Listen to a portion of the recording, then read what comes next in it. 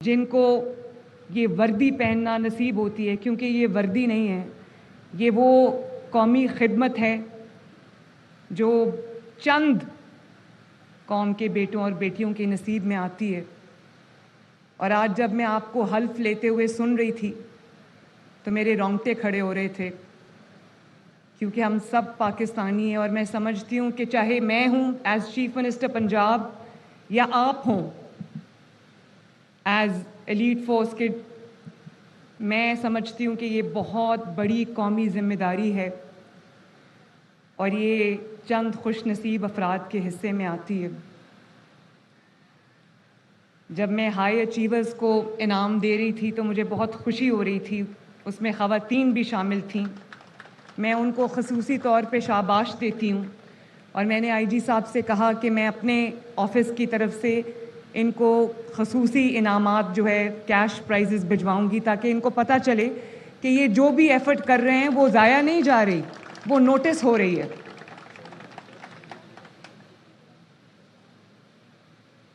مجھے آج یہ جان کے خوشی ہوئی کہ 860 جوان 6 ماہ کا ایلیٹ کورس کر کے آج پاس آؤٹ ہو رہے ہیں۔ اس میں جیسے میں نے پہلے کہا، اس میں 70 خواتین شامل ہیں، اور میں ان خواتین کو، ان بچیوں کو، ان بیٹیوں کو اور ان کے ماں باپ کو مبارکباد دینا چاہتی ہوں، خصوصی طور پر ان کے ماں باپ اور ان کی فیملیز کو، کہ آپ نے اپنی بچیوں پر اعتماد کیا، ان کو ملک کی خدمت کے لیے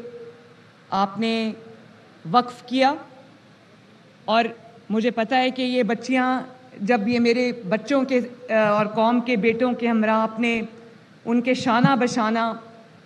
اپنے فرائض ادا کریں گی تو قوم کو ان پر فخر ہوگا۔ مجھے آپ سب پر بہت فخر ہے۔ یہ جو سامنے ہم 2 تصویریں دیکھ رہے ہیں ایلیٹ فورس کے نوجوانوں کی، ایک میرے رائٹ ہینڈ سائڈ پہ، میرے لیفٹ ہینڈ سائڈ پہ، یہ شہداء کی تصویریں ہیں۔ اور آپ یقین جانو کہ جب بھی میں کسی شہید کو دیکھتی ہوں، وہ چاہے وہ کسی بھی فورس سے ہو، تو میں یہ دل میں ضرور سوچتی ہوں کہ یہ شہادت کا جذبہ کیا جذبہ ہے،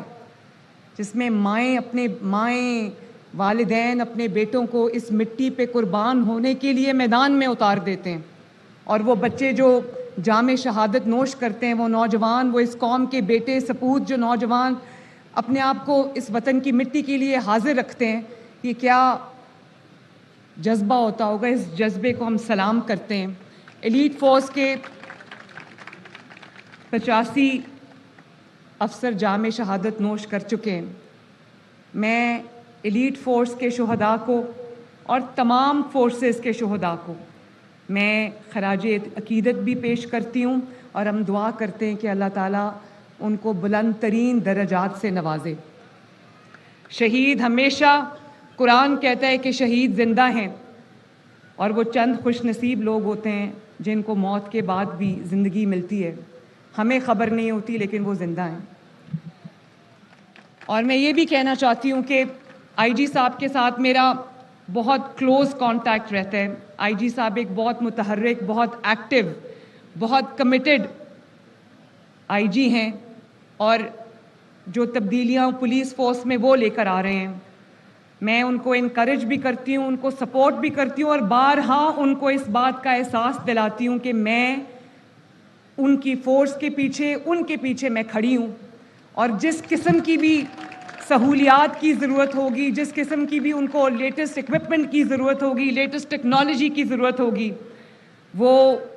بالکل ان کے پاس حاضر ہوگا۔ وسائل میں جو کمی نہیں آئے گی انشاءاللہ تعالی، جو بجٹ ان کو چاہیے ہوگا، آپ کی پیشہ ورانہ جو صلاحیتیں ان کو مضبوط کرنے کے لیے، ان کو اسٹرینتھن کرنے کے لیے، وہ چیف منسٹرز آفس کی طرف سے، پنجاب گورنمنٹ کی طرف سے میں یہ انشور کرتی ہوں آئی جی صاحب کہ اس میں کمی نہیں آئے گی۔ اور اب جو پولیس پنجاب کی جو سرحدیں ہیں، وہ 3 صوبوں کی جوائنٹ سرحدیں ہیں، وہاں پر پولیس چوکیوں پہ، چیک پوسٹ پہ